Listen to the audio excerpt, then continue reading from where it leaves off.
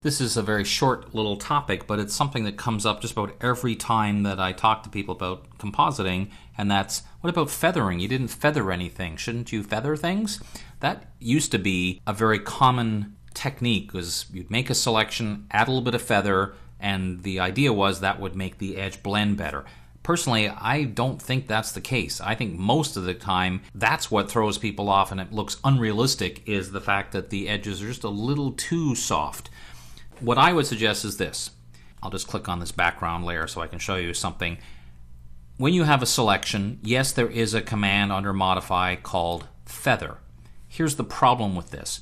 It's a very permanent decision. Whatever number I put in here, if I say I just want to feather 1 and click OK, that's going to soften the edge very, very slightly, but it's going to stay that way from then on. So anything I do, I can't get it back.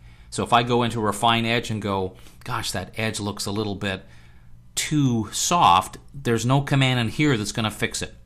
So my suggestion would be this. If you feel, and you might, and I'm not saying don't ever use feather, but here's what I am saying. If you feel the need to feather something, don't add the feather while you're making a selection. Do it later on here in the Properties, or previous versions, Mask panel. So here's what it would look like. I would click on the layer mask that I want, go to Properties, and here's the feather command, but there's one very significant, important difference with this. Now, it's not going to look good in this case, I'm just telling you. When I put the feather up to a certain number, the big difference is there's no OK button. I never actually click OK to say feather this much. I just leave it that way, and then when I come back later, it's still set that way. So you never actually click OK and it's permanent.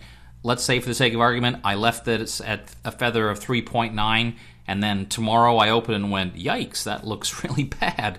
I can put it back down or take it back to 0 completely. So if you decide that in the context of your background it would actually make sense for you to do a little bit of feathering, then I would highly recommend doing it through Properties, or in previous versions, Masks panel, because it's non-destructive feathering, and that's one of the only ways to do that.